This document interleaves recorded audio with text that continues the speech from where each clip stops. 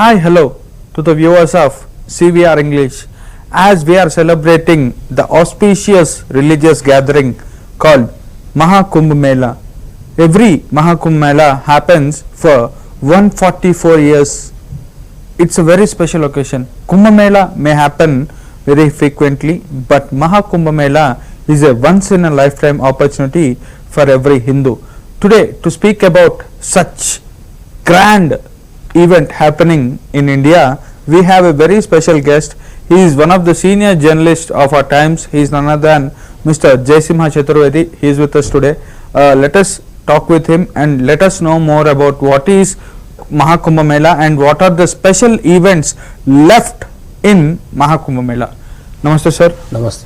So, to start the interview, sir, what is Kumbh Mela and what is Maha Kumbh Mela?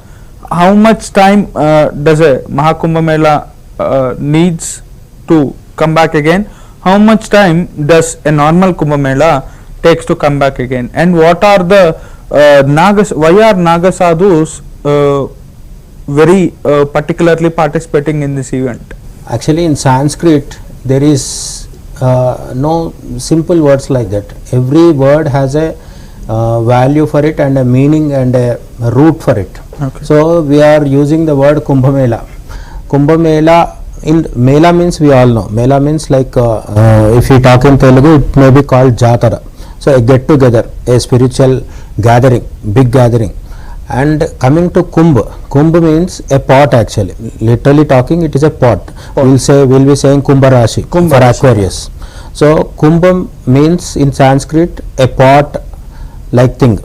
Why it is used in Kumbh Mela word? In the word Kumbh Mela, why it is occurring means when the gods and the demons are Suras and Asuras are churning the sea, that what you say, the Milky Way. They are doing the churning process. While doing that, finally they got that nectar, elixir. Okay. So that Amrutam, when it is being dispersed between both the parties, particularly to gods, except Rahu and Ketu. So in Lord Mahavishnu in Mohini Avatara, he is distributing. At that time, while Amrita is being brought from the sea by God Dhanvantari, he is also a form of Vishnu. Okay. When he brought that Amrutam in a kumbham, 3-4 drops have been dropped on the earth at 4 places. So these 4 places where they are, one is Haridwar, and the second is Prayagraj, third one is Ujjain, and fourth one is Nasik. So these 4 places they got purified with the 4 drops of nectar, Amrutam. So in that places, for every 4 years, one Kumbh Mela will be happening. So every 4 years? Every 4 years. Okay. So apart from Prayagraj, now it is taking place in Prayagraj. There are 3 more places. They are Haridwar, Ujjain and Nasik. So in these places also there will be Kumbh Mela. So coming to types of Kumbh Melas, there are totally 4 types of Kumbh Mela. One is ordinary Kumbh Mela. Second one is Ardha Kumbh Mela. How much time does this take, sir? From Kumbh Mela to another Kumbh Mela, it will be 4 years. Okay. For every 6 years, one Kumbh Mela also will be occurring. That is called Ardha Kumbh Mela. Okay. And for every 12 years, it will repeat. See, now it is going on in Prayagraj. After 12 years, it will be again in Prayagraj. So once in a 12 years, the same place it will be taking place. And for every 4 years, it will be occurring in one of the 4 places. See, now it is Prayagraj. Next it may be in Haridwar. So for every 6 years, Ardha Kumbh Mela will take place. So in 6 years, every 6 years, only 2 places will be there. Ardha Kumbh Mela occurs only in Haridwar and Prayagraj. Sir, I have one in doubt. In Ujjain and Nasik, there will be no Ardha Kumbh Mela. Okay. I have one doubt, sir. If now Maha Kumbh Mela is happening in Prayagraj, if at all I go to Haridwar, while Maha Kumbh Mela is happening in Prayagraj, but still if I go to Haridwar, will I get the same? No. Now Kumbh Mela happens in all the 4 places, but not simultaneously. once in a 4 years at one place it will take place. In this Maha Kumbh Mela is there, na? This Maha Kumbh Mela, it will occur only after 12 cycles of Kumbh Melas. Okay. So every 12 years a Purna Kumbh Mela takes place. Like that, after 11 Purna Kumbh Melas, the 12th Kumbh Mela is called Maha Kumbh Mela. This Maha Kumbh Mela or Purna Kumbh Mela or any other Kumbh Mela, it will take place only in one place. If the Kumbh Mela is going on in Haridwar, you can go and take a holy bath in Prayagraj, but it is not equal to the Kumbh Mela Punya Snan. So if you are expecting special special benefits from that special holy dip in that river, you have to go to the place where the Kumbh Mela is going on. Right now in 2025 the Maha Kumbh Mela is at Prayagraj. So now if we go to Haridwar, it is not we are not saying not to go there, but it is not equal to the Kumbh Mela holy dip. Right. One more thing, sir. Kumbh Mela, now it's happening in Maha Kumbh Mela, now it's happening in Prayagraj. We can see lot of crores and crores of devotees are coming, and that's fine because it's one of the biggest, it's not even about the biggest festival or the biggest religious gathering. It's a lifetime opportunity for every Hindu. Yes. Then one Kumbh Mela, one Maha Kumbh Mela, it occurs only after 144 years. Yeah, for it's a generational opportunity. One person can come across only one Maha Kumbh Mela if at all he lives full life, means at least 60 to 80 years life. If he goes on living, he will come across one Maha Kumbh Mela. So from this thing, apart from devotees, we can see many of the Naga sadhus or agoris or many of that spiritual leaders coming out from there. Why spiritual leaders who don't come very oftenly out are on the roads during this Maha Kumbh Mela time? What are the specifications that the Yogi Maharaj are coming out of their own places? See, in our Sanatana Dharma or Hindu culture, there is no celebration that is simply being celebrated. Just for the sake of the celebration, we don't celebrate any event. So beyond the Kumbh Mela also, beyond this all cultural civilizational celebration, there is some astrological things are also involved in that. So if we go to people means Jyotish Pandits who will be making Panchanga every year, they will say what actually happens. These Kumbh Mela celebrations are decided according to the movement of Jupiter and Sun and Moon. When the Jupiter and Sun comes across in a particular alignment, then there will be a Kumbh Mela. Or else Jupiter and Sun both should be in the same house. This happens almost after a gap of 12 years, not exactly 12 years, but after 11 years and some change. So every 12 years there will be one Kumbh Mela, that is very special. But after 6 years also there will be Ardha Kumbh Mela. That also is dependent on the movements of celestial movements of this Guru Graha, particularly Jupiter, and also Sun and the Moon. When we talk about another celebration, another spiritual Hindu event that is connected with holy waters, that is Pushkaral. Okay. This Pushkaram we are very familiar with, but comparing to Kumbh Mela, Godavari Pushkaralu, Krishna Pushkaralu, these things are very popular in South India. Pushkaralu are also connected with Guru Graha. Guru Graha changes one Rashi every year. So from Mesham to Vrishabham, Vrishabham to Mithunam, Jupiter has to cross it. So for that 1 year movement, 1 year time will be taken by the Jupiter planet. So after once every year Jupiter changes the house, path. No, not path, it will be going straight only. Once it changes from Aries to Taurus, Taurus to Gemini, Gemini the to Rashi. The Rashi. So when the Guru Graha changes the Rashi, then a Pushkaram occurs. Now in May month, this only, after 2025, in May month, Saraswati Pushkarams are coming. So that is at Badrinath. Saraswati river, elsewhere in India it is not. When this will come, sir, like you said? What? Pushkarala? Saraswati Pushkaram. May month. So like May. This Kumbh Mela is completed on Mahashivratri day on February 26, 2025. So May, I think Badrinath, is it open?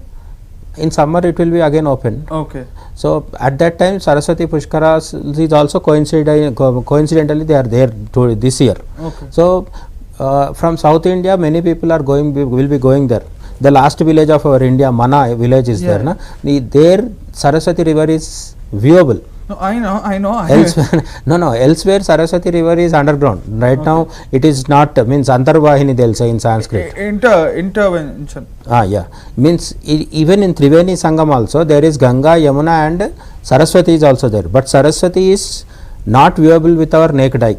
But in near Badrinath it is there. So if we want to take a bath in that river during 12 days of Pushkara Kalam, we have to go to Badrinath in May month.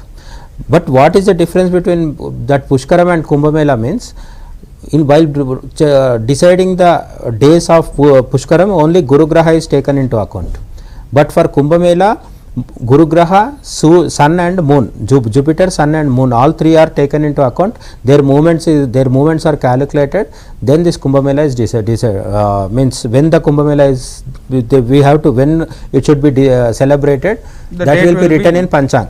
Okay. This sir, one more thing, no, sir. We are talking about Naga Sadhus. Yeah. That is the question actually. Why I am saying all this astrological explanation means, after calculating all these astrological aspects, they will decide Kumbh Mela. Pushkaram is there for everyone. Okay. Means householders, brahmacharis, vanaprasthas, sannyasis, everyone can go and take a dip. Whereas Kumbh Mela is specially for Nagasadhus and those who have renounced everything. So these sadhus, sannyasis, saints from akadas, pitadipasis, jagadgurus, everyone will be going there. Here I have one more doubt. I think many of the frequent viewers have also this doubt. Akhada means where a place where this dangal, this everything will be exercises, everything will be practiced, or where we can learn all this Indian martial arts kind of things. Then how come this Naga sadhus akhada, they are saying much things like this? Is it real? Do they have any akhadas like this? No. If we go back nearly 1000 to 1200 years or even before that,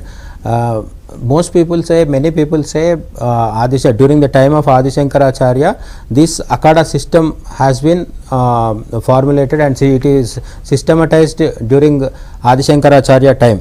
But even before that also there were akhada like things. If we check the meaning of the word akhada, it is connected with doing exercise like Vyayam Shala and martial arts training, means self defense. Indian martial arts. Self defense kind of thing is will be going on in the akhadas. Why it got connected to saffron clad sannyasis and Nagasadhus who will be wearing nothing, why naked, this they are naked. Why this akhada thing got connected with them is because so many people attacked India during medieval periods, means outsiders.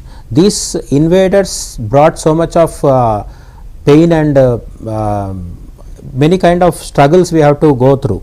At that time, to protect dharma, these sadhus, sannyasis and those people who have renounced everything along with their clothes, they have to come forward and they have to protect the dharma. At that time, while to protect the dharma, they started having shastra.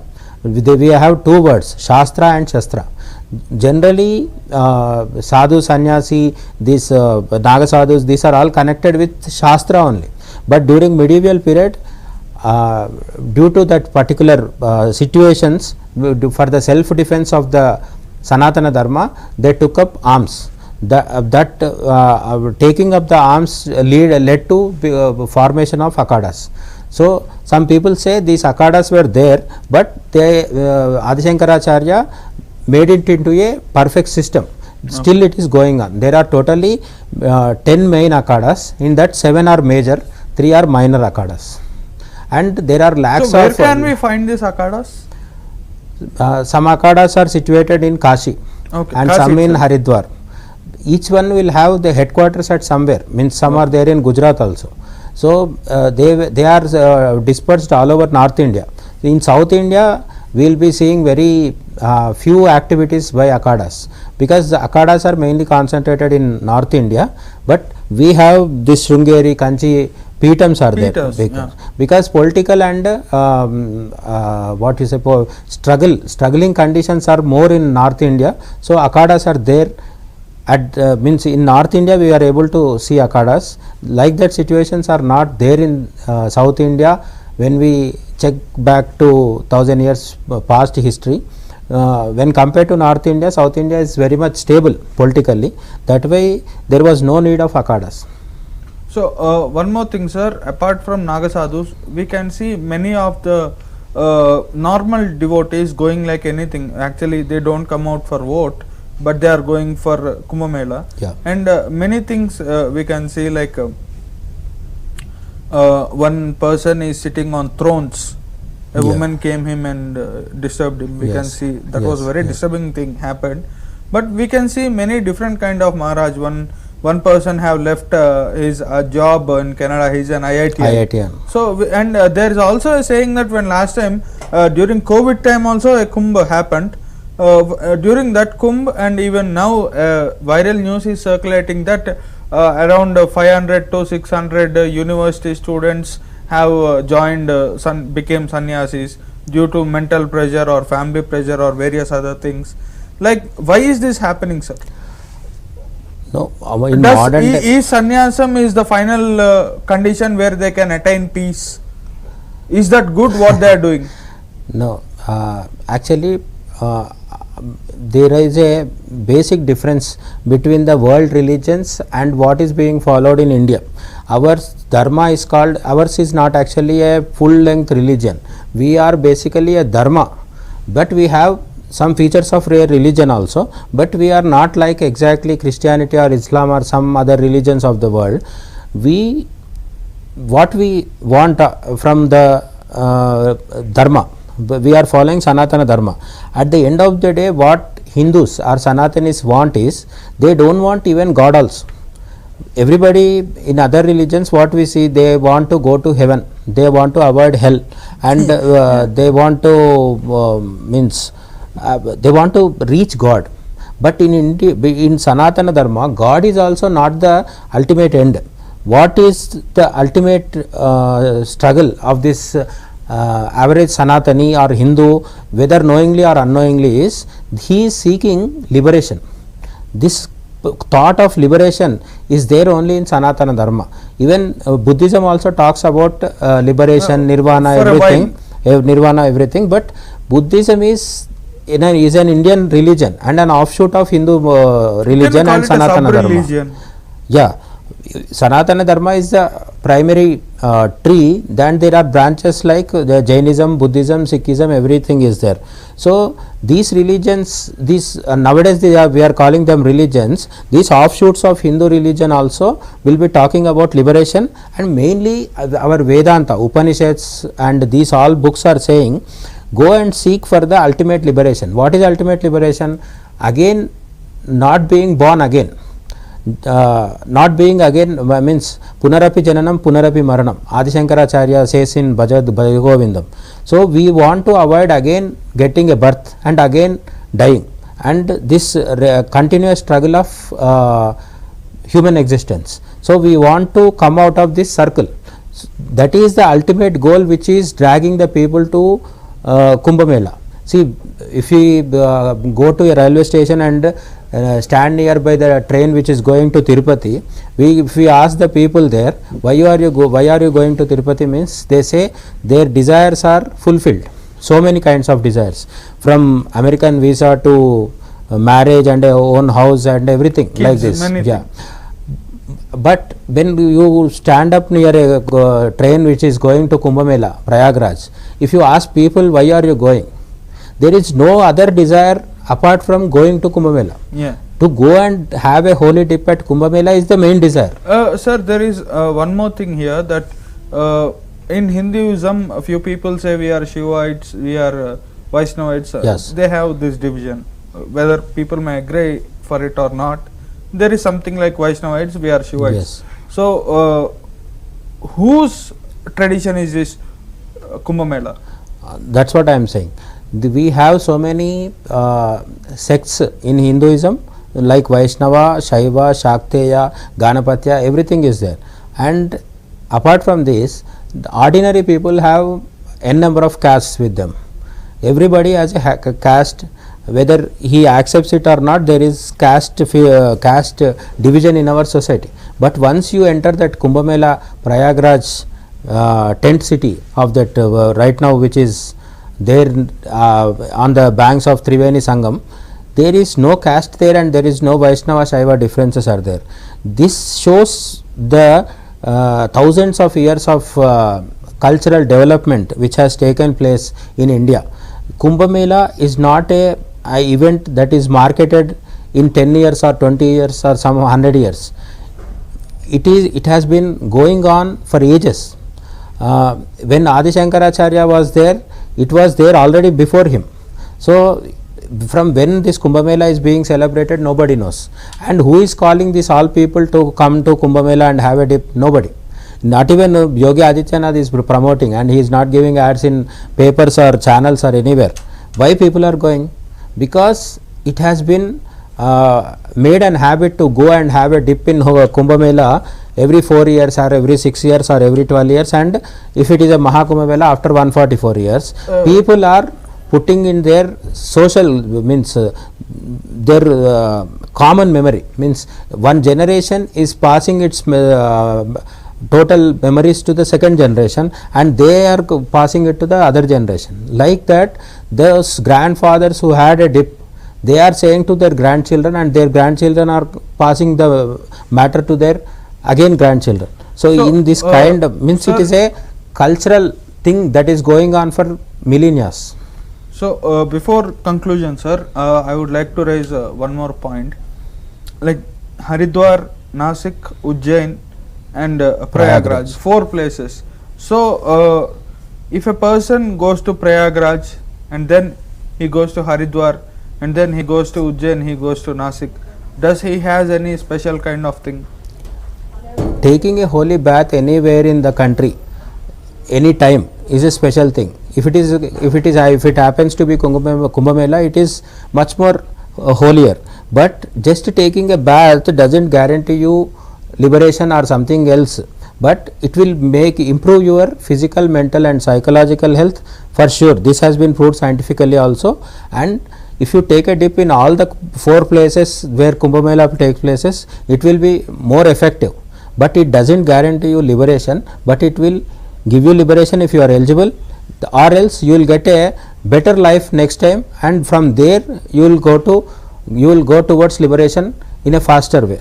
And coming to the final thing, these 4 places every 4 years we will have a Kumbh Mela, and there are people who were even in this Maha Kumbh Mela also, a saint who has come all the way from somewhere, crossing all hundreds of miles. He is almost 95 years plus. He attended 7 Kumbh Melas. Okay. He attended almost 7 Kumbh Melas in his lifetime.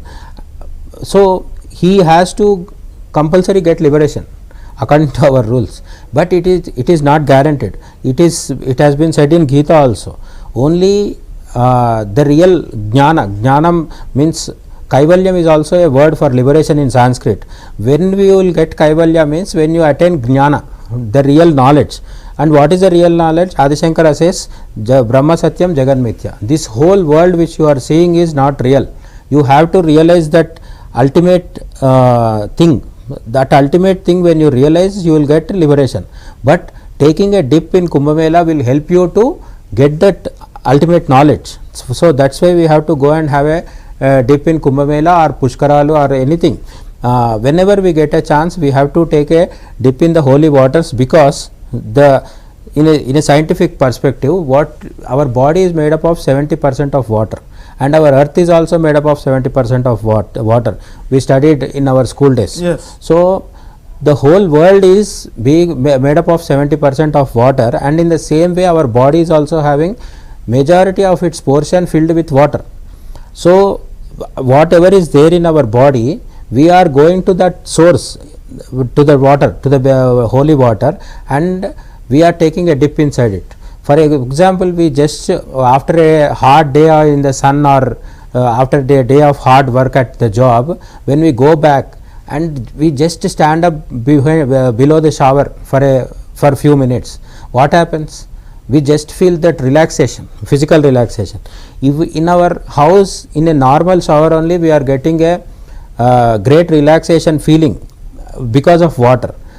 So we can understand if we go to Ganga river or anywhere. See, nowadays Delhi Yamuna river is notorious for pollution. Yeah. So that we cannot go and have a bath in Yamuna at Delhi For Chat Puja or anything. for Chat Puja or anything.